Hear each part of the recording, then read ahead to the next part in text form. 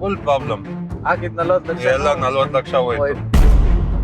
ಏನಾದ್ರು ಅವ್ರ ಮಾತ್ ನನ್ ಕೇಳಿದಿದ್ರೆ ಇವತ್ ನಾನು ಇಲ್ಲಿ ಕುತ್ಕೊಂಡು ಇರ್ತಿರ್ಲಿಲ್ಲ, ಬಿಗ್ ಬಾಸ್ಗೂ ಹೋಗ್ತಿರ್ಲಿಲ್ಲ.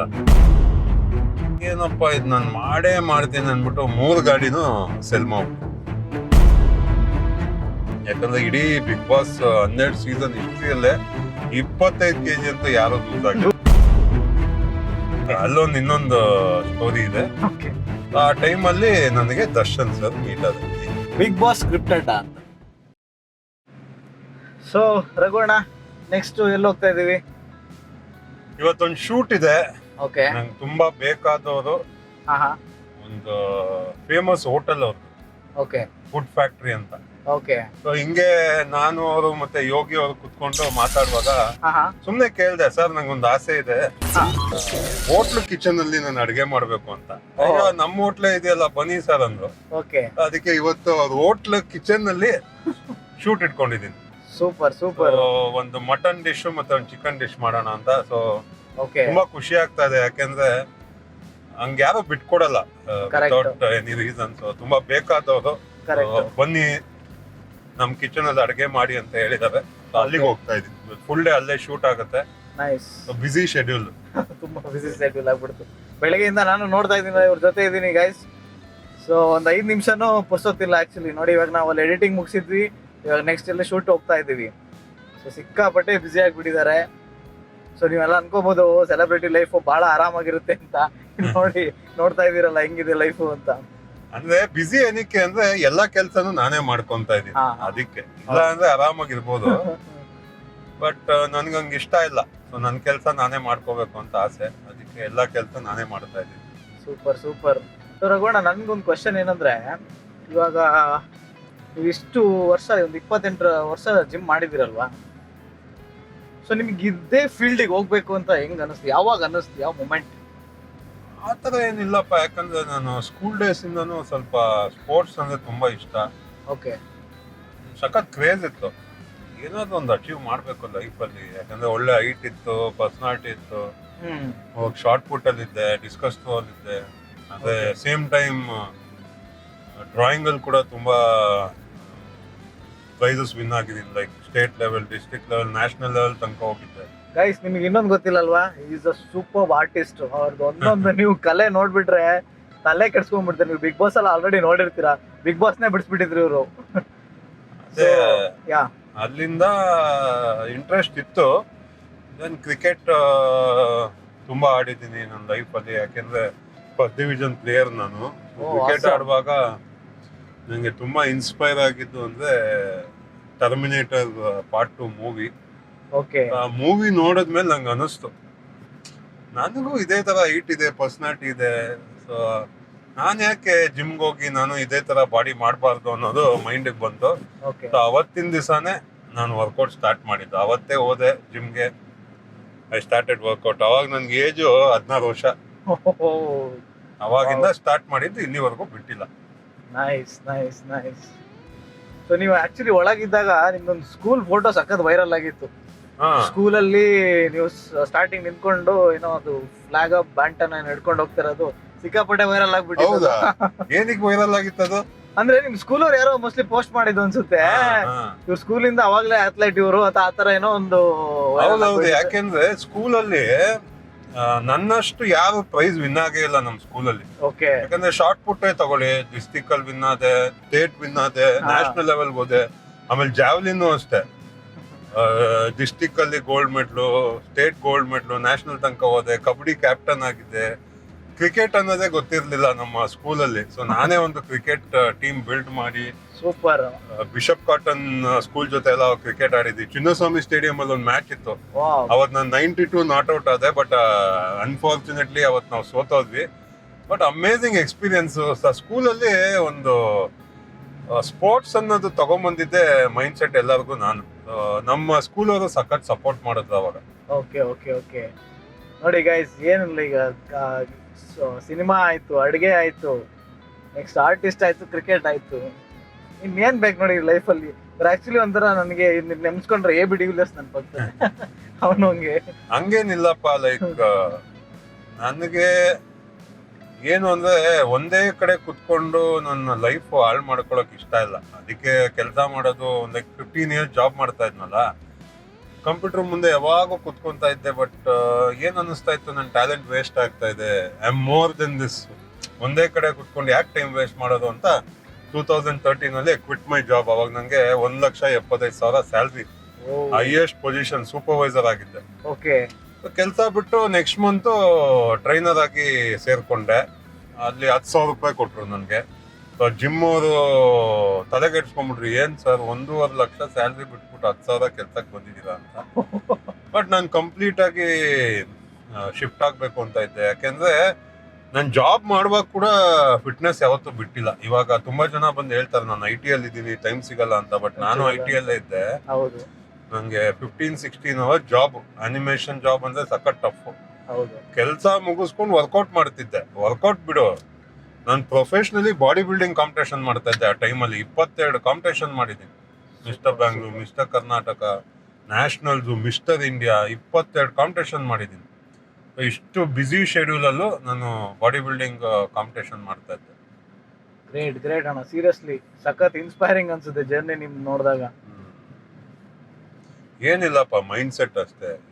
ಯಾರು ಬೇಕಾದ್ರೂ ಮಾಡ್ಬೋದು, ನಾವು ತಲೆ ಕೆಡಿಸ್ಕೋಬೇಕಷ್ಟೇ. ನಾನು ಅವಾಗ ತುಂಬಾ ತಲೆ ಕೆಡಿಸ್ಕೊಂಡಿದ್ದೆ. ನಾನು ಬಿಗ್ ಬಾಸ್ ಅಲ್ಲಿ ಒಂದು ಟಾಸ್ಕ್ ಅಲ್ಲಿ ಆಕ್ಚುಲಿ ಒಂದು ಲಾಸ್ಟ್ ವೀಕ್ ಅಲ್ಲಿ ನಿಮ್ಗೆ ಒಂದು ನಿಮ್ ಜರ್ನಿ ಬಗ್ಗೆ ಮಾತಾಡಿ ಅಂತ ಹೇಳ್ತಾರೆ. ಸೊ ನೀವು ಅವಾಗ ಹೇಳಿರ್ತೀರಾ ನನ್ನ ಜರ್ನಿ ತುಂಬಾ ಇನ್ನು ಇದಕ್ಕಿಂತ ತುಂಬಾ ಇದೆ, ಅದನ್ನ ಹೇಳಕ್ ಆಗಲ್ಲ ಅಂತ. ಸೊ ಇವತ್ತೇನಾದ್ರೂ ನಮ್ ವ್ಯೂವರ್ಸಿಗೆ ಹೇಳ್ಬೋದಾ? ಅದಕ್ಕೇನಂತ ಹೇಳೋಣ, ಯಾಕಂದ್ರೆ ನನ್ನ ಜರ್ನಿ ತುಂಬಾ ದೊಡ್ಡದು. ಅಂಡ್ ನನ್ನ ಜರ್ನಿಯಲ್ಲಿ ಕೆಳಗಡೆ ಹೋಗಿರೋದೇ ಜಾಸ್ತಿ. 2013 ಅಲ್ಲಿ ಯಾವಾಗ ನಾನು ಕೆಲಸ ಬಿಟ್ನೋ, ಅಲ್ಲಿಂದ 2025 ತನಕ ಗೋಯಿಂಗ್ ಡೌನ್, ಕೆಳಗಡೆ ಬೀಳ್ತಾನೆ ಇದ್ದೆ. ಬಟ್ ಒಂದು ಪ್ಲಸ್ ಏನು ಅಂದ್ರೆ, ನಾನು ಎಲ್ಲೂ ಬಿಟ್ಕೊಡ್ಲಿಲ್ಲ. ಏನೋ ಒಂದು ಹೋಪ್, ಒಳ್ಳೇದಾಗತ್ತೆ ಅಂತ ಮಾಡ್ತಾನೆ ಬಂದೆ. ಐ ಕೆಪ್ಟ್ ಏನಂದ್ರೆ ನನಗ್ ನಾನೇ ಮೋಟಿವೇಟ್ ಮಾಡ್ಕೊಳ್ಳೋದು, ಸಮಾಧಾನ ಮಾಡ್ಕೊಳ್ಳೋದು. ಯಾಕಂದ್ರೆ ಕೆಲಸ ಬಿಟ್ನಾ, ಅಲ್ಲಿಂದ 10,000. ಆ ಟೈಮಲ್ಲಿ ನಮ್ಮ ಮದ್ವೆ ಆಗಿದ್ದೆ, ಮಗು ಆಗಿತ್ತು. ನಮ್ಮ ಮಗಂಗೆ ಬರೇ 2 ತಿಂಗಳು. And it's very difficult. ಬೆಂಗಳೂರಲ್ಲಿ ಗೊತ್ತಲ್ಲ, 10,000 ಇಟ್ಕೊಂಡು ಜೀವನ ಅಂತೂ ಮಾಡಕ್ಕಾಗಲ್ಲ. ಬಟ್ ಯಾವ್ದೋ ಒಂದು ಜಿಮ್ಗೆ ಹೋಗಿ ಸೇರ್ಕೊಂಡೆ.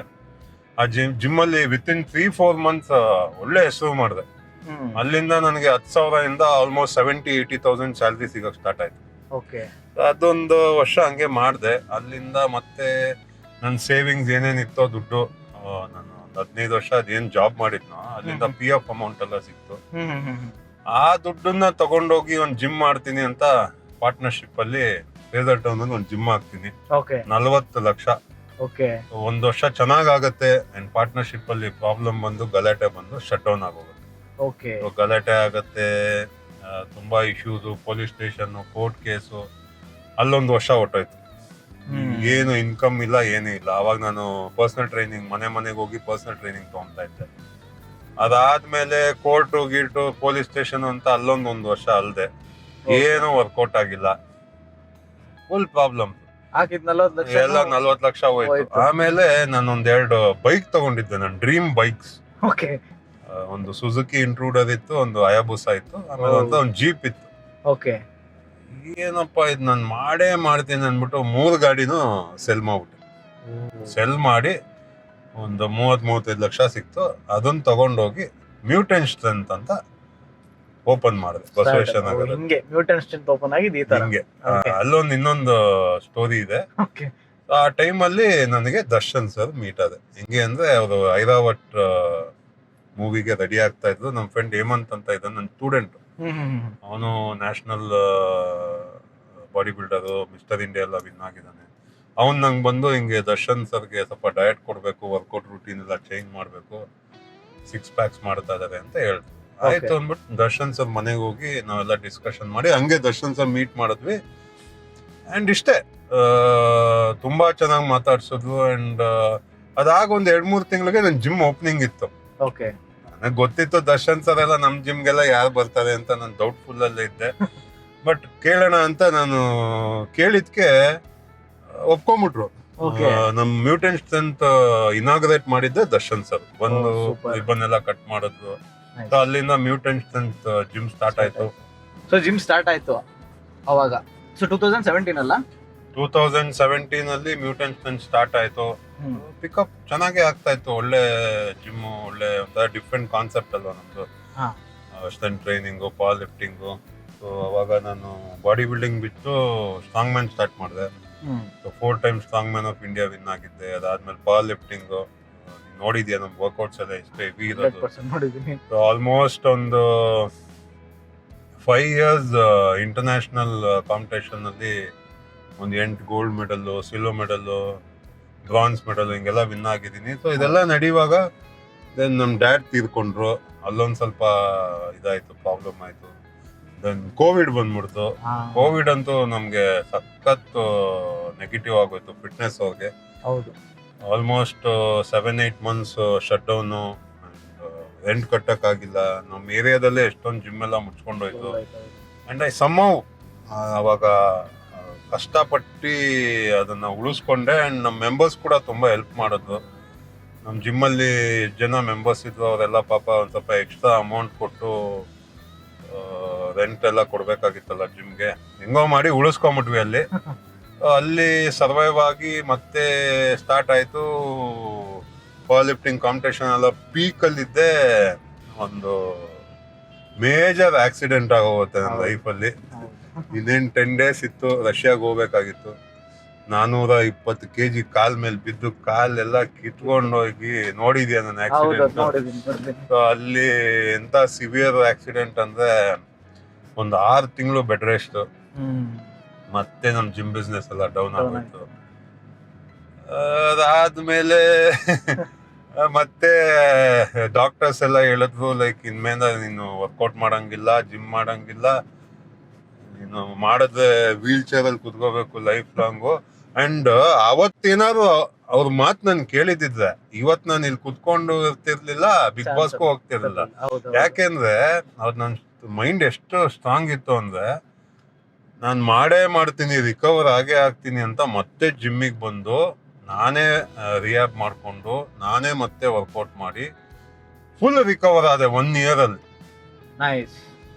ರಿಕವರ್ ಆಗಿ then I started making motivational video ಮಾಡಕ್ ಸ್ಟಾರ್ಟ್ ಮಾಡಿದೆ. ಅಲ್ಲಿಂದ ಒಂಚೂರು ನನಗೆ ಲೈಮ್ ಲೈಟ್ ಸಿಕ್ತು. ಯಾಕಂದ್ರೆ ಆಲ್ಮೋಸ್ಟ್ 9 years ಇನ್ಸ್ಟಾಗ್ರಾಮ್ ಅಲ್ಲಿ ನನಗೆ 10,000 ಫಾಲೋವರ್ಸ್ ಇತ್ತು. 9 years ಅದು 1,500 ವಿಡಿಯೋ ಹಾಕಿದೀನಿ ನಾನು, ವರ್ಕೌಟ್ ವಿಡಿಯೋಸ್. ಯಾರು ನೋಡೋರು ಇರ್ಲಿಲ್ಲ, ಯಾಕೆಂದ್ರೆ ನೋಬಡಿ ಲೈಕ್ಸ್. ನಾವೆಲ್ಲ ಒಂದು ಪರ್ಫೆಕ್ಷನ್ ಅಲ್ಲಿ ವರ್ಕೌಟ್ ಮಾಡೋದು, ನಾವು ಡಯಟ್ ಮಾಡೋದು, ಒಳ್ಳೇದು ಹೇಳ್ದಾಗ ಜನಕ್ಕೆ ಇಷ್ಟ ಆಗಲ್ಲ. ನಾವೇನಾದ್ರು ಕ್ರಿಂಜ್ ಏನಾದ್ರು ತೋರಿಸಿದಾಗ ಜನಕ್ಕೆ ಇಷ್ಟ ಆಗಲ್ಲ. ಸೊ ನನಗೆ ಒಂದು 8-9 ವರ್ಷದಲ್ಲಿ 10,000 ಫಾಲೋವರ್ಸ್ ಇದ್ದು. ಸೊ ಯಾವಾಗ ನಾನು ಈ ಮೋಟಿವೇಶನಲ್ ವಿಡಿಯೋ ಸ್ಟಾರ್ಟ್ ಮಾಡೋದು, ಅವಾಗ ಸ್ವಲ್ಪ ಫಾಲೋವರ್ಸ್ ಜಾಸ್ತಿ ಆಯ್ತು. ರಘು ಯಾರು ಅಂತ ಎಲ್ಲರಿಗೂ ಗೊತ್ತಾಯ್ತು. ಅಂಡ್ ಫಿಟ್ನೆಸ್ ವರ್ಲ್ಡ್ ಅಲ್ಲಂತೂ ಎಲ್ಲರಿಗೂ ಗೊತ್ತಿತ್ತು, Raghu is A professional athlete all over ಇಂಡಿಯಾದಲ್ಲಿ. ಬಿಕಾಸ್ ನಾವೇ ಫಸ್ಟ್ ಪವರ್ ಲಿಫ್ಟಿಂಗ್ ಎಲ್ಲ ಸ್ಟಾರ್ಟ್ ಮಾಡಿದ್ದು.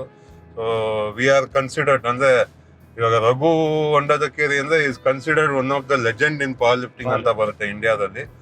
ಸೊ ಅದೆಲ್ಲ ಇತ್ತು. ಬಟ್ ಮೋಟಿವೇಶನ್ ವಿಡಿಯೋ ಸ್ಟಾರ್ಟ್ ಮಾಡಿದಾಗ ಲೋಕಲಿ ಕರ್ನಾಟಕದಲ್ಲಿ ಎಲ್ಲರಿಗೂ ಗೊತ್ತಾಗ್ತಾ ಹೋಯ್ತು. ಓಕೆ, ಬಿಕಾಸ್ ಅವ್ರಿಗೆ ಇಷ್ಟ ಆಗ್ತಾ ಇತ್ತು ನನ್ನ ವಿಡಿಯೋಸ್. ಸೊ ಆ ವಿಡಿಯೋಸ್ ನೋಡಿ ಹಂಗೆ ಹೋಗ್ತಾ ಇದ್ದಾಗ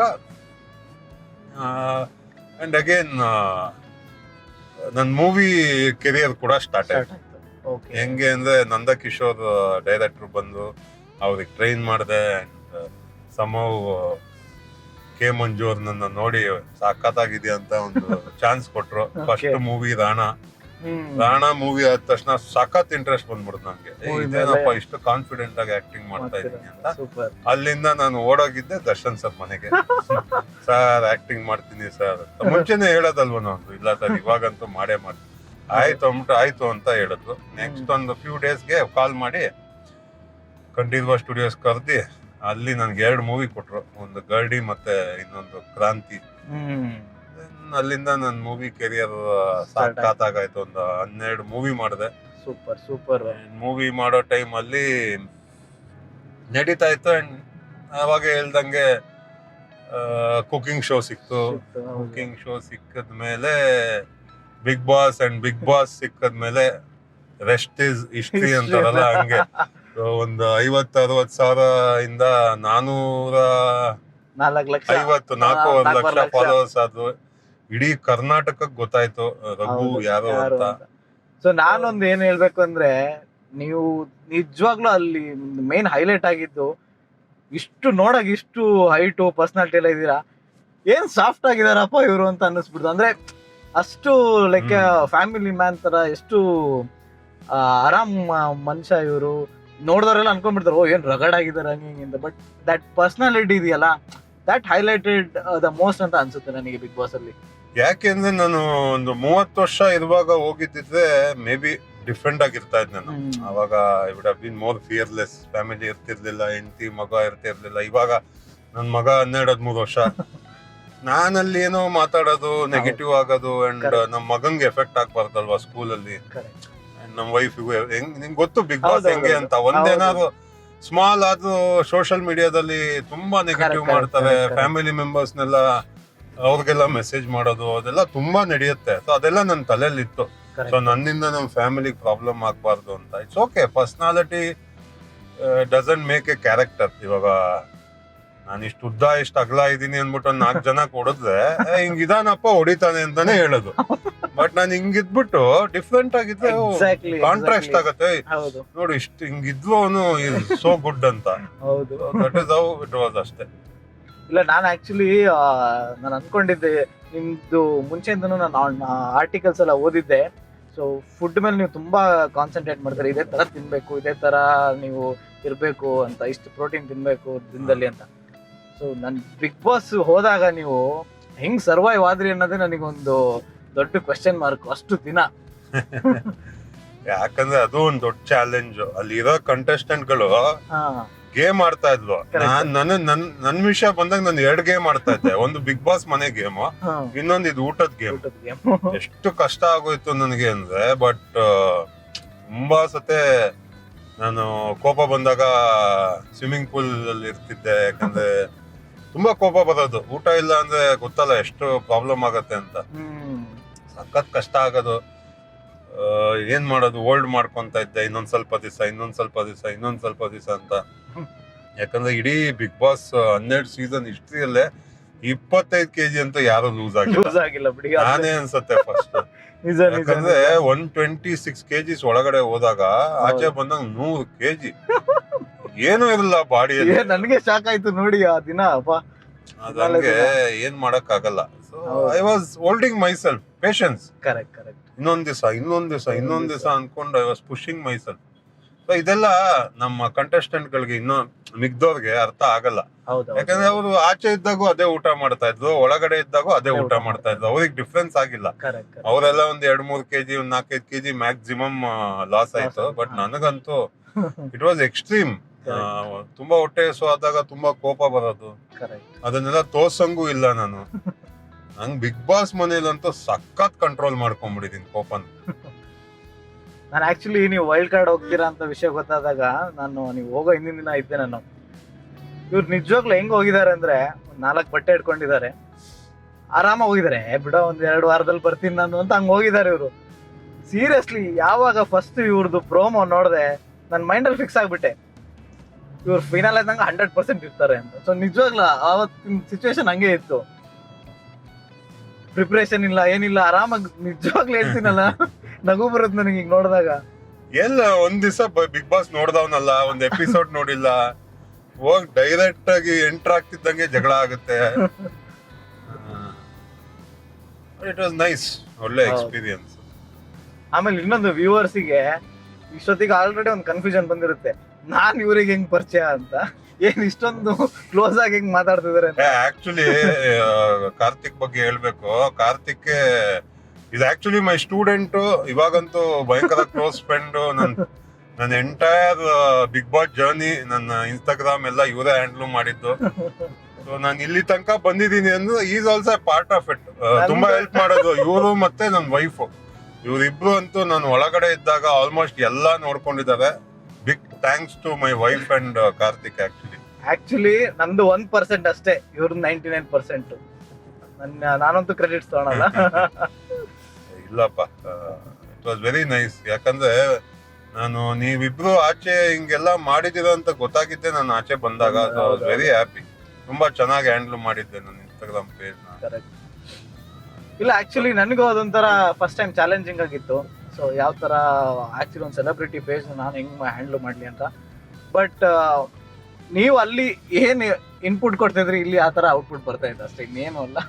ಹೌ ಯು ಆರ್ ದೇರ್ ಆ ತರ ನಿಮ್ದು ಇನ್ಸ್ಟಾಗ್ರಾಮ್ ಗ್ರೋ ಆಗಿದೆ. ಬಟ್ ಅಲ್ಲಿ ಒಳಗಡೆ ಇರೋ ತರ ಅಂತೂ ನಾನು ಆಕ್ಚುಲಿ ಇಲ್ಲ. I am not so soft. But ಏನು ಮಾಡಕ್ಕಾಗಲ್ಲ, ಸಿಚುವೇಶನ್, ಹೌದು, ಆಮೇಲೆ ಎಕ್ಸ್ಪೀರಿಯನ್ಸ್, ಫ್ಯಾಮಿಲಿ, ಇದೆಲ್ಲ ಇದ್ದಾಗ ಪೀಪಲ್ ಚೇಂಜ್. ಕರೆಕ್ಟ್. ನಾನು ನನ್ನ 25-30 ಅಲ್ಲಿ ಇದ್ದಂಗೆ ಏನಾದ್ರು ಬಿಗ್ ಬಾಸ್ ಅಲ್ಲಿ ಇರ್ತೀನಿ ಅಂದಿದ್ರೆ ಇರಕ್ ಆಗ್ತಾ ಇರ್ಲಿಲ್ಲ. ಕರೆಕ್ಟ್. ನನ್ನಿಂದ ನಮ್ಮ ಫ್ಯಾಮಿಲಿಗೂ ಪ್ರಾಬ್ಲಮ್ ಆಗೋದು. So it was difficult for me to change myself. Karthik channel ನ ಸಬ್ಸ್ಕ್ರೈಬ್ ಮಾಡಿ, ಯಾಕಂದ್ರೆ ನಾನು ಇವ್ನ ವಿಡಿಯೋಸ್ ಎಲ್ಲ ತುಂಬಾ ನೋಡ್ತಾ ಇರ್ತೀನಿ. ಸಪೋರ್ಟ್ ಇಲ್ಲ ಪಾಪ. ಆಕ್ಚುಲಿ ರೀಸೆಂಟ್ ಆಗಿ ಶ್ರೀಲಂಕಾಗೆಲ್ಲ ಹೋಗ್ ಬಂದ, ಬ್ಯೂಟಿಫುಲ್ ಆಗಿ ಎಡಿಟ್ ಮಾಡಿ ವಿಡಿಯೋಸ್ ಹಾಕಿದ್ದಾರೆ. ಬಟ್ ಸಪೋರ್ಟ್ ಇಲ್ದೆ ನಾನು ಹೇಳ್ತಾ ಇದ್ದೆ ಕಾರ್ತಿಕ್ಗೆ, ಸುಮ್ನೆ ಇರೋ, ನಾನು ನೀನು ಸೇರ್ಕೊಂಡು ಒಂದು ವಿಡಿಯೋ ಮಾಡೋಣ, ಸಕ್ಕದಾಗಿ ಬರುತ್ತೆ. ಯಾಕಂದ್ರೆ ತುಂಬಾ ಜನ ಕೇಳ್ತಾ ಇದ್ರು ಒಂದು ಪಾಡ್ಕಾಸ್ಟ್ ಮಾಡೋಣ ಅಂತ. ಬಟ್ ಕಾರ್ತಿಕ್ ಗೋಸ್ಕರ ಈ ಪಾಡ್ಕಾಸ್ಟ್ ಮಾಡ್ತಾ ಇದೀನಿ. Thank you so much. Help ಮಾಡಿ ಕಾರ್ತಿಕ್ಗೆ. ಯಾಕೆಂದ್ರೆ ಇದು ಎಷ್ಟೋ ಜನ ಡ್ರೀಮ್ ಆಗಿರುತ್ತೆ ಒನ್ ಡೇ ಇವರೊಟ್ಟಿಗೆ ಸ್ಪೆಂಡ್ ಮಾಡ್ಬೇಕು ಅಂದ್ರೆ. ನಾನು ತುಂಬಾನೇ ಲಕ್ಕಿ ಇದ್ದೀನಿ ಇವರೊಟ್ಟಿಗೆ ಒನ್ ಡೇ ಹೋಲ್ ಡೇ ಇವ್ರದ್ದು ಏನು ರೊಟೀನ್ ಎಲ್ಲ ನಾನು ನೋಡೋದಂದ್ರೆ ತುಂಬಾ ನನ್ನ ಅದೃಷ್ಟ ಆಕ್ಚುಲಿ ನಾನು ಹೇಳ್ಬೇಕು ಅಂದ್ರೆ. ಸೊ ನಾನು ಇವ್ರದ್ದು ಜಿಮ್ ಯಾವಾಗ ಓಪನ್ ಆಯ್ತು, ನಮ್ಮ ಅಣ್ಣನಿಂದ ನಾನು ಇವ್ರ ಜಿಮ್ ಜಾಯ್ನ್ ಆದೆ. ಅವಾಗಿಂದ ಫಸ್ಟ್ ಡೇ ನಂದು ಎಕ್ಸ್ಪ್ರೆಷನ್ ಇವ್ರು ಏನು ಅಂದ್ರೆ, ಏನ್ ಇವರು ಈ WWF ಪ್ಲೇಯರ್ ತರ ಇದಾರಲ್ಲಪ್ಪ ಅಂತ ಅನ್ಸ್ಬಿಟ್ಟಿತ್ತು ಫಸ್ಟಿಗೆ ನೋಡಿದಾಗ. ನನಗೆ ಇಷ್ಟು ಹ್ಯೂಜ್ ಬಾಡಿ, ಶಾಕ್ ಆಗ್ಬಿಟ್ಟಿದ್ದೆ ನಾನು. ಆಮೇಲೆ ಹೋಗ್ತಾ ಹೋಗ್ತಾ ಹೋಗ್ತಾ ಒಂದ್ ಥಿಂಗ್ ನನಗೆ ಹೇಳಲೇಬೇಕಿದ್ದು ಏನು ಅಂದ್ರೆ, ಫಸ್ಟ್ ಡೇ ಇವ್ರು ನನ್ನ ಹತ್ರ ಹೆಂಗ್ ಮಾತಾಡಿದ್ರು, ಇವಾಗ ಏನೇ ಫೇಮ್ ಬರ್ಲಿ, ಏನೇ ನೇಮ್ ಬರ್ಲಿ, ಇವತ್ತಿನ ತನಕನೂ ಇವರು ಅದೇ ರೀತಿ ಇದ್ದಾರೆ. So that's why huge respect ಅಣ್ಣ, ಅದಕ್ಕೋಸ್ಕರ ಸೀರಿಯಸ್ಲಿ ಇದು ನಂದು ಮನದಾಳದ ಮಾತು. ಯಾಕೆಂದ್ರೆ ಪಾಪ್ಯುಲಾರಿಟಿ ಇಲ್ಲ, ಪರ್ಮನೆಂಟ್ ಇಲ್ಲ. ಹೌದು. ಸೊ ನಮ್ ಕ್ಯಾರೆಕ್ಟರ್ ಏನಿರುತ್ತೋ ಅದು ಪರ್ಮನೆಂಟ್, ಅದು ಯಾವತ್ತೂ ಚೇಂಜ್ ಆಗ್ಬಾರ್ದು. ಪಾಪ್ಯುಲಾರಿಟಿ ಇವತ್ತು ಬರುತ್ತೆ, ನಾಳೆ ಹೊಟ್ಟೋಗುತ್ತೆ. ಪಾಪ್ಯುಲಾರಿಟಿ ಇಟ್ಕೊಂಡು ನಾನೇ ಸೂಪರ್ ಅಂತ ತಲೆಗೆ ಹಾಕೊಂಡ್ರೆ ಮುಳುಗೋಗ್ಬಿಡ್ತೀವಿ ಅಷ್ಟೇ. ಪಾಪ್ಯುಲಾರಿಟಿ ಒಂಥರ ರಾಕೆಟ್ ತರ ಹಿಂಗ್ ಅಂತ ಮೇಲೋಗಿ ಹಂಗೆ ಬಿದ್ದೋಗ್ಬಿಡುತ್ತೆ. ಸೊ ಕ್ಯಾರೆಕ್ಟರ್ ಇರುತ್ತಲ್ಲ ಅದು ಪರ್ಮನೆಂಟ್. ಸೊ ಅದನ್ನ ಕಾಪಾಡ್ಕೊಂಬರೋದು ತುಂಬಾ important life long. So Big boss ಅಲ್ಲಿ ಸುದೀಪ್ ಸರ್ ಬಗ್ಗೆ ಒಂದ್ ಸ್ವಲ್ಪ ಹೇಳಕ್ಕಾಗುತ್ತಣ್ಣ, ಹೆಂಗೆ ಅವರು ಪರ್ಸನಾಲಿಟಿ ಅಂತ? ಸುದೀಪ್ ಸರ್ ಸೂಪರ್ ಅಪ್ಪ, ಮಾತಾಡಂಗಿಲ್ಲ ಅವ್ರ ಬಗ್ಗೆ. ಯಾಕೆಂದ್ರೆ ಅವ್ರನ್ನ ನೋಡಿಲ್ಲ ಅಂದ್ರೆ ನಮಗ್ ತಲೆ ಕೆಟ್ಟೋಗೋದು. ಯಾಕಂದ್ರೆ ನಮ್ಗೆ ಯಾವಾಗ ಅರ್ಥ ಆಯ್ತು ಅಂದ್ರೆ, ಒಂದ್ ವೀಕ್ ಯಾವಾಗ ಬಂದಿರ್ಲಿಲ್ಲ ಅವ್ರ ಮೂವಿ ಪ್ರಮೋಷನ್ಗೆ. ಎಷ್ಟು ತಲೆ ಕೆಟ್ಟೋಯ್ತು ಅಂದ್ರೆ, ಸುದೀಪ್ ಸರ್ ಬಂದು ನಮಗ್ ಬೈಬೇಕು, ಇಲ್ಲ ಏನೋ ಒಂದ್ ಹೇಳ್ಬೇಕು ನಮ್ಗೆ. ನಮ್ಗೆ ಇಡೀ ವಾರ ನಾವ್ ಏನ್ ಮಾಡ್ತಾ ಇದೀವಿ ಅಂತ ನಮ್ಗೆ ಗೊತ್ತಾಗಲ್ಲ. ಅವ್ರು ಬಂದಾಗ ನಮ್ಗೊಂದ್ ಸ್ವಲ್ಪ ಕ್ಲೂ ಕೊಡ್ತಾರೆ, ನಾವೇನ್ ಮಾಡ್ತಾ ಇದೀವಿ, ತಪ್ಪು ಮಾಡ್ತಾ ಇದೀವೋ, ಅಥವಾ ನಾವು ಬಂದ್ ಏನೋ ಒಂದ್ ಬೈದ್ರೆ ನಮಗ್ ಸಮಾಧಾನ. ನಾವು ನಮ್ ವಿಷಯ ಮಾತಾಡೋದು okay. So in next week ಬಗ್ಗೆ ಯೋಚನೆ ಮಾಡ್ತಾ ಇದ್ವಿ. ಸೊ ಹಂಗೆ ಸುದೀಪ್ ಸರ್ ಪರ್ಸನಾಲಿಟಿ ಬಗ್ಗೆ ಮಾತಾಡಂಗೆ ಇಲ್ಲ, ಅವ್ರನ್ನ ನೋಡಕ್ಕೆ ಖುಷಿ ಆಗುತ್ತೆ. ಅವ್ರ ಪರ್ಸನಾಲಿಟಿ ಇಸ್ ಅಮೇಝಿಂಗ್. ತುಂಬಾ ಒಂಥರ, ನಾನು ದರ್ಶನ್ ಸರ್ ಮತ್ತೆ Sudeep sir both are equal to me. ಇವಾಗ ಮೊದ್ಲು ಡಿ ಬಾಸ್ ಅಂತ ಸಿಕ್ಕಿದ್ರು, ಇವಾಗ ಸುದೀಪ್ ಸರ್ ಸಿಕ್ಕಿದಾರೆ ನನಗೆ. Nice nice nice. ಆಕ್ಚುಲಿ ನಾನು ವೀಕೆಂಡ್ಸ್ ನೋಡ್ತಾ ಇದ್ನಲ್ಲ, ನಿಮ್ಮನ್ನಂತೂ ತುಂಬಾ ಇಂಟ್ರೆಸ್ಟಿಂಗ್ ಆಗಿ ಮಾತಾಡಿಸ್ತಿದ್ರು, ಹಾಗೂ ಡ್ಯಾನ್ಸ್ ಮಾಡಿಸ್ತಿದ್ರು ನಿಮ್ ಕೈಲಿ. ಅದು ನೀವು ಯಾವತ್ತೂ ಡ್ಯಾನ್ಸ್ ಮಾಡಿಲ್ಲ, ಅದು ನನಗೆ ಗೊತ್ತು. ಡ್ಯಾನ್ಸ್ ಬರಲ್ಲ ಅಂತಾನೆ ಡ್ಯಾನ್ಸ್ ಮಾಡಿಸ್ತಾ ಇದ್ರು. ಇವಾಗ ಡ್ಯಾನ್ಸ್ ಬರೋರ್ ಕೈಲಿ ಡ್ಯಾನ್ಸ್ ಮಾಡಿಸಿದ್ರೆ ಜನಕ್ಕೆ ನೋಡಕ್ ಇಂಟ್ರೆಸ್ಟ್ ಇರಲ್ಲ. ಹೌದು. ನನ್ ಡ್ಯಾನ್ಸ್ ಅಶ್ವಿನಿ ಅವ್ರ ಜೊತೆ ಚೆನ್ನಾಗಿತ್ತಲ್ವಾ, ಕಾಂಬಿನೇಷನ್ ಕರೆಕ್ಟ್ ಕರೆಕ್ಟ್, ಚೆನ್ನಾಗಿ ವರ್ಕ್ ಆಗ್ತಾ ಇತ್ತು. ಒಳ್ಳೆ ಒಂದು ಕಾಂಬಿನೇಷನ್, ಕರ್ದು ಡ್ಯಾನ್ಸ್ ಮಾಡ್ಸೋರು ನಮ್ ಕೈಯಲ್ಲಿ. ಹಾಗೂ ಆಕ್ಚುಲಿ ಅಣ್ಣ ಇದನ್ನ ನಾನು ಕೇಳ್ಬೇಕು ಅಂತಿದ್ದೆ, ನಿಮ್ ಕಾಸ್ಟ್ಯೂಮ್ಸ್ ವೀಕೆಂಡ್ಸ್ದು. ಸೊ ಅದನ್ನೆಲ್ಲ ಯಾರು ಪ್ಲಾನ್ ಮಾಡ್ತಾ ಇದ್ದೀವಿ? ಅದೆಲ್ಲ ನಿಂಗ್ ಗೊತ್ತಲ್ಲಪ್ಪ, ನಮ್ ವೈಫೇ ಪ್ಲಾನ್ ಮಾಡಿದ್ದು. ನನಗೆ PR ಇಲ್ಲ, PR ಅಂದ್ರೆ ನೀನೆ. ಆಮೇಲೆ ಕಾಸ್ಟ್ಯೂಮ್ ಡಿಸೈನರ್ ಇಲ್ಲ, ಅದು ಕೊಲ್ಯಾಬ್ ಇಲ್ಲ, ಅದು ನಮ್ ವೈಫ್. ಸೊ ನಾನ್ ಏನು ಪ್ರಿಪೇರ್ ಇಲ್ದೇನೆ ಬಿಗ್ ಬಾಸ್ ಮನೆಗೆ ಹೋಗಿ ಆಚೆ ಬಂದಿರೋದು ನಾನು ಒಬ್ನೇ. ತುಂಬಾ ಜನ PR ಇಟ್ಕೊಂಡಿದ್ರು. ನಾನು ವೀಕೆಂಡ್ ನೋಡ್ತಾ ಇದ್ನಲ್ಲ, ಒಳ್ಳೊಳ್ಳೆ ಬಟ್ಟೆ ಬರೋದು, ನನ್ ಬಟ್ಟೆಗೆ ಎಲ್ಲಾ ಪೇ ಮಾಡಿದ್ದೀನಿ, ಒಂದು ಫ್ರೀ ಆಗಿ ಸಿಕ್ಕಿಲ್ಲ. ಇಲ್ಲ ಒಂದ್ 2-3 ಫ್ರೀ ಆಗಿ ಸಿಕ್ಕಿರ್ಬೋದು ಲಾಸ್ಟಿಗೆ, ಹೌದೌದು. ಬಟ್ ಇನ್ ಮಿಕ್ಕಿದ್ದೆಲ್ಲ ಪೇ ಮಾಡೇ ತಗೊಂಡಿದ್ದು. ಓಕೆ. ಮಾಡಕ್ಕಾಗಲ್ಲ, ನನ್ ಸೈಜ್ಗೆ ಯಾರೋ ಕೊಲ್ಯಾಬ್ ಕೊಡ್ತಾರೆ. ಆಕ್ಚುಲಿ ನಾವು ಇವ್ರದ್ದು ಅಲ್ಲಿ ಬಿಗ್ ಬಾಸ್ ಮನೆ ಒಳಗಡೆ ಟಿ ಶರ್ಟ್ಸ್ ಕೊಟ್ಕೊಳ್ಸ್ಬೇಕಲ್ಲ, ನಮಗೆ ಅದೊಂದು ದೊಡ್ಡ ಟಾಸ್ಕ್ ಆಗಿತ್ತು ಹೊರಗಡೆ. ಫಸ್ಟ್ ಇವ್ರ ಸೈಜ್ ಸಿಕ್ತಲ್ಲ, ಅದರಲ್ಲಿ ಸೈಜ್ ಅಲ್ಲ ಅಲ್ಲಿ ಅವ್ರದ್ದು ಪ್ರೋಟೋಕಾಲ್ಸ್ ಇರುತ್ತೆ, ಈ ಡಿಸೈನ್ ಇರಂಗಿಲ್ಲ, ಆ ಡಿಸೈನ್ ಇರಂಗಿಲ್ಲ ಅಂತ. ಅದು ಇನ್ನೊಂದು ಚಾಲೆಂಜ್ ನಮ್ಗೆ, ತುಂಬಾನೇ ಚಾಲೆಂಜ್. ಆಕ್ಚುಲಿ ಏನ್ ಗೊತ್ತಾ, ಬಿಗ್ ಬಾಸ್ ಮನೆ ಒಳಗಡೆ ಇರೋರು ಆರಾಮು, ಹೊರಗಡೆ ಇರ್ತೀವಲ್ಲ ದಟ್ ಈಸ್ ಟೆನ್ಷನ್ ನಿಜವಾಗ್ಲು. ಸೊ ವೀಕೆಂಡ್ಸ್ ಎಲ್ಲ ಹೇಗಿರ್ತಾ ಇತ್ತು ಅಣ್ಣ? Weekends actually Big Boss weekends ಭಯಂಕರ ಸ್ಟ್ರೆಸ್ಫುಲ್. ಬೆಳಗ್ಗೆ 5 ಗಂಟೆಗೆ ಎಪ್ಸೋದು, ಬೆಳಗ್ಗೆ 5 ಗಂಟೆಗೆ ಎಪ್ಸಿ 1 ಅವರ್ ಟೈಮ್ ಅಷ್ಟಲ್ಲಿ ರೆಡಿ ಆಗ್ಬೇಕು ನಾವು. ಓಕೆ. ತಿಂಡಿ ಕೊಡೋದು, ರೆಡಿ ಆಗಿ ಕುತ್ಕೊಂಡ್ಬಿಡ್ಬೇಕು. ಓಕೆ. ಅಲ್ಲೊಂದು ಸಾಂಗ್ ಬಂದ ತಕ್ಷಣ ರೆಡಿ ಆಗಿ ಸೋಫಾದ ಮೇಲೆ ಕುತ್ಕೊಂಡ್ಬಿಡ್ಬೇಕು. ಸುದೀಪ್ ಸರ್ ಬಂದಾಗ we should be all ready. Okay. First episode ಒಂದು 5 ಅವರ್, ಸೆಕೆಂಡ್ ಎಪಿಸೋಡ್ ಒಂದು 5 ಅವರ್. ಓಕೆ. ಇಡೀ ದಿವಸ shoot. Okay. So it was very very stressful. Friday ಅಂತೂ ನಿದ್ದೆನೆ ಮಾಡ್ತಿರ್ಲಿಲ್ಲ, ಭಯ, ಟೆನ್ಷನ್. ಏನಾಗತ್ತೋ, ನಾಳೆ ಬಂದು ಏನ್ ಹೇಳ್ತಾರೋ, ಯಾರಿಗ ಉಗಿತಾರೋ. ಅದು ನಾಮಿನೇಷನ್ ಆದ್ರೆ ಇನ್ನೂ ಟೆನ್ಷನ್ ಡಬಲ್ ಆಗಿರುತ್ತೆ. ಇಲ್ಲ ನಾನು ತಲೆನೇ ಕೆಡಿಸ್ಕೊಂತಿರ್ಲಿಲ್ಲ. ಸ್ಟಾರ್ಟಿಂಗ್ ಅಲ್ಲಿ ಭಯ ಆಗೋದು, ಆಮೇಲೆ ಅಯ್ಯೋ ಹೋಲಿ ಬಿಡು, ನಾಮಿನೇಷನ್ ಎಲ್ಲ ಕಾಮನ್. ನಾಮಿನೇಟ್ ಆದ್ರೇನೆ ಒಳ್ಳೇದು. ಜನ ನಮ್ಮನ್ನ ಸೇವ್ ಮಾಡ್ತಾರೋ ಇಲ್ವೋ. ಕರೆಕ್ಟ್. ಆಮೇಲೆ ಇನ್ನೊಂದು ಮೈನ್ ಕ್ವಶನ್, ಇದು ತುಂಬಾ ಸೀಸನ್ಸ್ ಇಂದ ಆಗ್ತದೆ, ಬಿಗ್ ಬಾಸ್ ಸ್ಕ್ರಿಪ್ಟೆಡ್ ಅಂತ? ಚಾನ್ಸೇ ಇಲ್ಲ. ಹೆಂಗ್ ಸ್ಕ್ರಿಪ್ಟ್ ಆಗತ್ತೆ? ನಾವು ಒಳಗಡೆ ಹೆಂಗಿರ್ತೀವೋ ಜನ ಅದನ್ನೇ ನೋಡೋದು. ಸ್ಕ್ರಿಪ್ಟ್ ಮಾಡಕ್ ಇಂಪಾಸಿಬಲ್. ಓಕೆ. ಚಾನ್ಸೇ ಇಲ್ಲ. ಅಂಡ್ ಸಿ, ಇವಾಗ ಈ ಸತಿ ಅಂತ ಲೈವ್ ಇತ್ತು ಬಿಡಿ, ಬಟ್ 1.5 hour ಅಲ್ಲಿ ಅವ್ರೇನ್ 24 hours ವಿಡಿಯೋ ತೋರ್ಸಕ್ಕಾಗಲ್ಲ. ಅವ್ರಿಗೆ ಎಲ್ಲಿ ಕಂಟೆಂಟ್ ಸಿಗುತ್ತೋ ಅದನ್ನ 1.5 hour ಮಾಡಿ ತೋರಿಸ್ತಾರೆ. It's like a movie, watching a movie. But Big Boss ಮನೇಲಿ ಏನಾಗತ್ತೋ ಅದೆಲ್ಲ ರಿಯಲ್, ಏನು ಸ್ಕ್ರಿಪ್ಟೆಡ್ ಇಲ್ಲ. ಯಾರು ಬಂದು ಏನು ಹೇಳ್ಕೊಡಲ್ಲ ನಮ್ಗೆ, ಎಲ್ಲ ನಾವೇ ಮಾಡ್ಬೇಕು, ಪ್ರತಿ ಒಂದು ರಿಯಲ್. ಸೊ ಅಲ್ಲಿ ನೀವು ಬಿಗ್ ಬಾಸ್ ಒಬ್ರನ್ನ ಆಮೇಲೆ ಕಂಟೆಸ್ಟೆಂಟ್ಸ್ ಬಿಟ್ರೆ ಬೇರೆ ಯಾರನ್ನೂ ಮಾತಾಡ್ಸಕ್ ಚಾನ್ಸೇ ಇಲ್ಲ. ಯಾರು ಬಂದ್ರು ಫುಲ್ ಮುಖಕ್ಕೆ ಮಾಸ್ಕ್ ಹಾಕೊಂಡೆ ಒಳಗಡೆ ಬರೋದು. ನಾವ್ ಯಾರನ್ನು ನೋಡೇ ಇಲ್ಲ 3 ತಿಂಗಳು. ನಾನು ಫೈನಲ್ಸ್ ಅಲ್ಲಿ ಆಚೆ ಬಂದಾಗ ನೀನ್ ನೋಡ್ದೆ ಅಲ್ಲ, ನಿಮ್ಮನ್ನ ನಂಗೆ ಮಾತಾಡ್ಸಕ್ ಆಗ್ತಾ ಇಲ್ಲ. ಮೈಂಡ್ ಎಲ್ಲ ಬ್ಲಾಕ್ ಆಗ್ಬಿಟ್ಟಿತ್ತು, ಫುಲ್ ಬ್ಲಾಂಕ್. ನನ್ ತಲೆನೇ ಓಡ್ಲಿಲ್ಲ ಆಚೆ ಬಂದಾಗ. ಅಷ್ಟು ಜನ, ಲೈಟಿಂಗ್ಸ್, ನಂಗೆ ಫೋನ್ ಯೂಸ್ ಮಾಡಕ್ ಆಗ್ತಾ ಇಲ್ಲ, ಏನು ಗೊತ್ತಾಗ್ತಾ ಇರಲಿಲ್ಲ. ನಂಗೆ ಊಟ ಮಾಡಕ್ ಆಗಿಲ್ಲ 1 ವೀಕ್, ನಿದ್ದೆ ಮಾಡಕ್ ಆಗಿಲ್ಲ. That was very difficult. 3 ತಿಂಗಳು ನಾಟ್ ಈಸಿ. ಸೊ ನೀವು ಅನ್ಕೊಂಡಿದ್ರಣ್ಣ ಹೊರಗಡೆ ಇಷ್ಟೊಂದು ಫ್ಯಾನ್ ಫಾಲೋಯಿಂಗ್ ಆಗಿದೆ? ಚಾನ್ಸೇ ಇಲ್ಲ. ಈ ತರ ನಮ್ಗೆ ಹೆಂಗ್ ಗೊತ್ತಾಗತ್ತೆ ಹೇಳು? ಏನು ಗೊತ್ತಾಗಲ್ಲ. ಫಾಲೋ ಮಾಡ್ತಿದ್ದಾರೆ ಜನ ಅಂತ ಏನು ಗೊತ್ತಾಗಲ್ಲ. ನೋಡಿ, ಇಲ್ಲೂ ಜನ ಫುಲ್ಲು ಫಾಲೋ ಮಾಡ್ಕೊಂಡೇ ಬರ್ತಾ ಇದಾರೆ. ನನ್ ಗಾಡಿ ಫೇಮಸ್ ಆಗ್ಬಿಟ್ಟಿದೆ. ಅದೊಂದು ಕರೆಕ್ಟ್ ನೋಡಿ. ಅದಕ್ಕೆ ಬೆಳಿಗ್ಗೆ ಹೇಳಿದ್ವಿ ಇವ್ರು ಬೈಕಲ್ಲಿ ಓಡಾಡ್ತಿದ್ದೀನಿ ನಾನು ಅಂತ. ನೋಡಿ ಫ್ಯಾನ್ಸ್ ಹೆಂಗಿದ್ದಾರೆ, ಇಲ್ಲಿ ಓಡಾಡ್ತಿದ್ದಾರೆ. ಅಣ್ಣ ಇನ್ನೊಂದು ವಿಷಯ ಕೇಳ್ಬೇಕು. ಆಕ್ಚುಲಿ ನೀವು ಒಳಗಡೆ ಇದ್ದಾಗ ಒಂದು ಮಿಡ್ ಸೀಸನ್ ಅಲ್ಲಿ ಅನ್ಸುತ್ತೆ ತುಂಬಾನೇ ದೊಡ್ಡ ಇಶ್ಯೂ ಆಗ್ಬಿಡ್ತು. ಈ ಗಿಲ್ಲಿಗೆ ನೀವು ಚಪಾತಿ ಕೊಡ್ಲಿ ಅಂತ ಒಂದು ಮಿಸ್ಅಂಡರ್ಸ್ಟ್ಯಾಂಡಿಂಗ್ ಆಯ್ತು ಅದು. ಸೊ ಅದನ್ನ ಜನಕ್ಕೆ ಇವತ್ತಿನ ತನಕನೂ ಅದು ಕ್ಲಾರಿಟಿನೇ ಇಲ್ಲ ಏನಾಗಿತ್ತು ಅಂತ. ಸೊ ಇವತ್ತೇನಾದ್ರು ಹೇಳ್ಬೋದು ಅದ್ರ ಬಗ್ಗೆ? ಅದೇನ್ ಮಿಸ್ಅಂಡರ್ಸ್ಟ್ಯಾಂಡಿಂಗ್ ಏನಕ್ಕೆ ಆಯ್ತು ಅಂತಾನೆ ಗೊತ್ತಿಲ್ಲ. ಯಾಕಂದ್ರೆ ನಾನು ಇಡೀ 3 ತಿಂಗಳ ಇದ್ರಲ್ಲಿ ಜಾಸ್ತಿ ತಿಂದಿರೋದೇ ಗಿಲ್ಲಿ. ನನ್ನ ಊಟನ ಪ್ರತಿ ಒಂದು ಮಾಡಿದಾಗೆಲ್ಲ ತಿಂದಿದ್ದಾನೆ. ಅಂಡ್ ಬಿಗ್ ಬಾಸ್ ಮನೆಯಲ್ಲಿ ನಮ್ಗೆ ಲಿಮಿಟೆಡ್ ಫುಡ್ ಅಲ್ವಾ, ಆ ಟೈಮಲ್ಲಿ ನನಗೆ ಏನೋ ಫುಲ್ ಇರಿಟೇಟ್ ಮಾಡಿದ್ದ ಅವನು. ಅಂಡ್ ಅವನು ಚಪಾತೀಸ್ ಎಲ್ಲ ತಿನ್ಕೊಂಡ್ಬಿಟ್ಟಿದ್ದ. ನಾನು ಎಲ್ಲ ಅವತ್ತು 40 ಚಪಾತಿ ಮಾಡಿದ್ದೆ ನಾನು ಕುತ್ಕೊಂಡು. ಕೈ ಕಾಲೆಲ್ಲ ನೋವ್ತಾ ಇತ್ತು. ಲಾಸ್ಟಿಗೆ ನಾನು ಊಟ ಹಾಕೊಂಡ್ ಬಂದು ಕುತ್ಕೊಂಡಿದ್ದೆ. ಅವಾಗೂ ಬಂದು ನಂಗೆ ಊಟ ಬೇಕು ಅಂದ.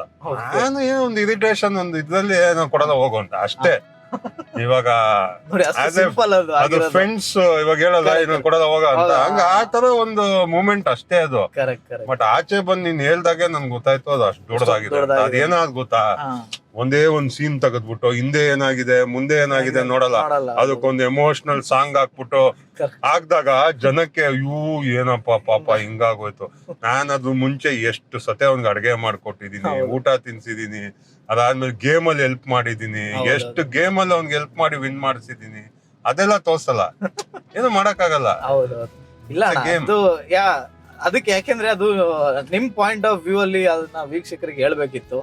ನೀವ್ ಹೇಳಿದಿರ ಏನು ಮಾಡಕ್ಕಾಗಲ್ಲಪ್ಪ. ಇವಾಗ ಅರ್ಥ ಪ್ರತಿ ಒಂದನ್ನು ಕನ್ವಿನ್ಸ್ ಮಾಡ್ಕೊಂಡ್ ಕುತ್ಕೊಳಕ್ ಆಗಲ್ಲ. ಇವಾಗ ಒಳಗಡೆ ಏನಾಯ್ತು ಅಂತ ಅಲ್ಲಿರೋ ಬಿಟ್ರೆ ಇಡೀ ಕರ್ನಾಟಕಕ್ಕೆಲ್ಲ, ಇಡೀ ವರ್ಲ್ಡ್ಗೆ ಯಾರಿಗೂ ಗೊತ್ತಿಲ್ಲ. ನಮಗ್ ಮಾತ್ರ ಗೊತ್ತು ಅಲ್ಲಿ ಏನ್ ಎಕ್ಸಾಕ್ಟ್ ಆಗಿ ಆಯ್ತು ಅಂತ. ಆಚೆ ನೋಡೋರು ವೆರಿ ಲಿಮಿಟೆಡ್. ಅದಕ್ಕೊಂದು ಮ್ಯೂಸಿಕ್ ಹಾಕಿ ನೋಡಿದಾಗ ನಿಮ್ಗೆ ಎಮೋಷನಲ್ ಅನ್ಸುತ್ತೆ. ಇಟ್ಸ್ ಓಕೆ, ಅದು ನಾರ್ಮಲ್. ನನ್ಗೇನು ಅದು ಆಚೆ ಬಂದು ಅದು ಹೇಳ್ದಾಗ ನನ್ಗೇನು ಬೇಜಾರ ಆಗಿಲ್ಲ. ಯಾಕಂದ್ರೆ ನನಗ್ ಗೊತ್ತಲ್ವಾ ಒಳಗಡೆ ಏನಾಯ್ತು ಅಂತ. ಓಕೆ. ಸೊ ಬಿಗ್ ಬಾಸ್ ಮುಗಿದ್ಮೇಲೆ ಜೀವನ ಹೆಂಗಿದೆ ಅಣ್ಣ? ಸಕ್ಕದಾಗಿದೆ. ಅಂಡ್ ಫ್ರೀ ಆಗಂತೂ ಕೂತಿಲ್ಲ ನಾನು. ಅದನ್ನ ನನ್ಗೆ ಅದೇ ಹೇಳಿದ್ನಲ್ಲ, ಕುಕಿಂಗ್ ಚಾನೆಲ್ ಮಾಡ್ಬೇಕು ಅಂತ ಒಂದು ಪ್ಲಾನ್ ಇತ್ತು. ಅದು ಮಾಡಿದೆ. ತುಂಬಾ ಚೆನ್ನಾಗಿ ವರ್ಕ್ ಆಗ್ತಾ ಇದೆ. ಇನ್ನ ಇದನ್ನ ದೊಡ್ಡದಾಗಿ ಮಾಡ್ಬೇಕು ಅಂತ ಆಸೆ ಮಾಡ್ತಾ ಇದ್ದೀನಿ. So mute and Shefi already 1,31,000 ಜನ ಸಬ್ಸ್ಕ್ರೈಬರ್ಸ್ ಆಗಿದ್ದಾರೆ.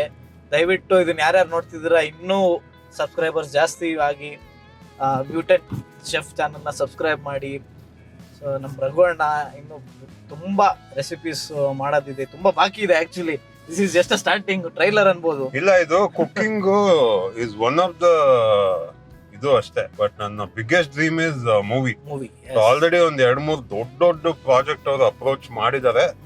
ಅದರ ನೇಮ್ಸ್ ನಾನು ತಗೊಳಲ್ಲ, ಯಾಕಂದ್ರೆ ಎಲ್ಲ ಆಗ್ಲಿ ಆದ್ಮೇಲೆ ಒಂದೇ ಸತಿ ಅನೌನ್ಸ್ ಮಾಡ್ತೀನಿ. ಸೊ ಮೈ ಮೇನ್ ಫೋಕಸ್ ಮೂವಿನೇ. ಕುಕಿಂಗ್ ನನ್ನ ಪ್ಯಾಷನ್. ಕುಕಿಂಗ್ ಇಂದಾನೇ ಆಲ್ ಮೈ ಲೈಫ್ ನಾನು ಫಿಟ್ ಆಗಿದ್ದೀನಿ ಅಂದ್ರೆ ಬಿಕಾಸ್ ಆಫ್ ಮೈ ಕುಕಿಂಗ್. ನಾನು ಯಾರಿಗೂ ತೊಂದರೆ ಕೊಡೋಕ್ಕೆ ಇಷ್ಟ ಇರಲಿಲ್ಲ ಅವಾಗಿಂದಾನು. ಅದಕ್ಕೆ ಕುಕಿಂಗ್ ನಾನೇ ಕಲ್ತ್ಕೊಂಡ್ಬಿಟ್ಟೆ. ಕುಕಿಂಗ್ ನನ್ನ ಇಷ್ಟು ಮುಂದೆ ತಗೊಂಡ್ಬರುತ್ತೆ ಅಂತ ನನಗಂತೂ ನಿಜಲ್ಲೂ ಗೊತ್ತಿರಲಿಲ್ಲ. ಬಟ್ ಕುಕಿಂಗ್ ನ ಕಂಟಿನ್ಯೂ ಮಾಡ್ತೀನಿ. ಅಂಡ್ ನನಗೆ ಏನೇನು ಗೊತ್ತೋ ಕುಕಿಂಗ್ ಅಲ್ಲಿ ನನ್ನ ಮೆಥಡ್ಸ್, ಯಾಕಂದ್ರೆ ನನ್ನ ಮೆಥಡ್ಸ್ ಆರ್ ವೆರಿ ಡಿಫ್ರೆಂಟ್. ತುಂಬಾ ಸಿಂಪಲ್. ನಾನು ತಿನ್ನೋದೇ ಬೇರೆ ತರ. ಇವಾಗ ಇಂಡಿಯನ್ ಫುಡ್ ನೀವು ಏನ್ ತಿಂತೀವೋ ಅದನ್ನ ನಾನು ಬೇರೆ ತರ ಡಿಫ್ರೆಂಟ್ ಆಗಿ ತಿಂತೀನಿ. ಅದನ್ನ ಜನಕ್ಕೆ ತೋರ್ಸೋಣ ಅಂತ ಅಷ್ಟೇ.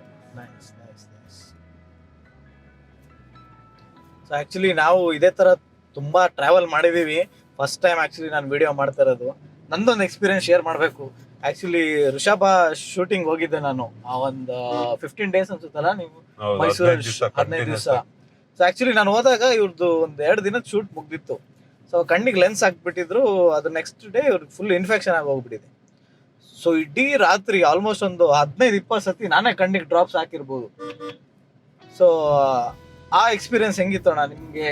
ಗೊತ್ತಾಯ್ತು at the end of the day ಅದ್ ನಿಮ್ಗೆ ಏನೇನಾಯ್ತು ಪ್ರಾಬ್ಲಮ್ ಅಂತ ಗೊತ್ತಾಯ್ತು. ಬಟ್ ಸ್ಟಿಲ್ ನಿಮ್ ಎಕ್ಸ್ಪೀರಿಯನ್ಸ್ ಹೇಳಿ, ಏನಾಯ್ತು ಅಂತ. ಎಕ್ಸ್ಪೀರಿಯನ್ಸ್ ಬಿಕಾಸ್ ನನ್ನ 11-12 ಮೂವಿಯಲ್ಲಿ ಆ ಮೂವಿಗೆ ಹಾಕಿರೋ ಎಫರ್ಟ್ ಯಾವ್ದಲ್ಲೂ ಹಾಕಿಲ್ಲ. ಯಾಕಂದ್ರೆ 5 to 6 hours ನೀನ್ ಬಿಗ್ ಬಾಸ್ ಮನೆಯಲ್ಲಿ ಅಷ್ಟು ಪೇಷನ್ಸ್ ಅಂತೆಲ್ಲ ಅದೇನು ಇಲ್ಲ.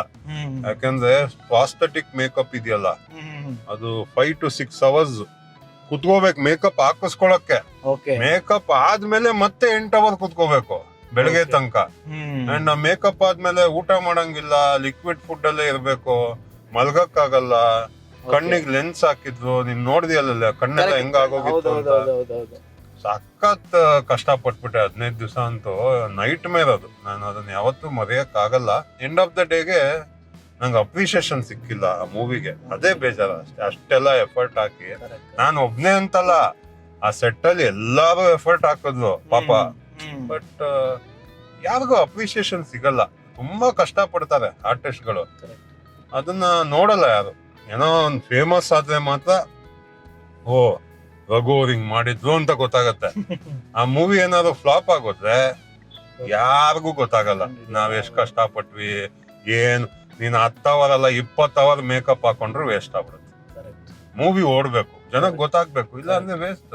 ಇವಾಗ ಕಾಂತಾರ ಅದ್ರಲ್ಲೂ ನಾನೊಂದು 4 hours ಮೇಕಪ್ ಎಲ್ಲಾರ್ಗು ಗೊತ್ತಾಯ್ತು. ಹಂಗೆ ಫೇಮಸ್ ಆದ್ರೆ ಎಲ್ಲಾರ್ಗು ಗೊತ್ತಾಗತ್ತೆ. ಇದು ಕಾಂಬಿನೇಷನ್ ಆಫ್ ಎಫರ್ಟ್ ಮೂವಿ. ನಾನೊಬ್ಬನೇ ಎಫರ್ಟ್ ಹಾಕಿದೀನಿ ಅಂದ್ರೆ ತಪ್ಪಾಗತ್ತೆ. ಅದೇನಾದ್ರು ಮೂವಿ ಓಡಿದಿದ್ರೆ ಪ್ರತಿಯೊಬ್ರು ಆರ್ಟಿಸ್ಟ್ ಆ ಮೂವಿಯಲ್ಲಿ ಹೈಲೈಟ್ ಆಗಿರೋರು. ಏನು ಮಾಡಕ್ಕಾಗಲ್ಲ. Every day is not Sunday. So next films, YouTube channel, life sort out ಆಗಿದೆ. ಲೈಫ್ ಯಾವತ್ತೂ ಶಾರ್ಟ್ ಔಟ್ ಆಗಲ್ಲ. ಹೋಗ್ತಾ ಇರತ್ತೆ. ಯಾವಾಗ ಎಂಡ್ ಆಗತ್ತೆ ಅಂತ ಯಾರಿಗೂ ಗೊತ್ತಾಗಲ್ಲ.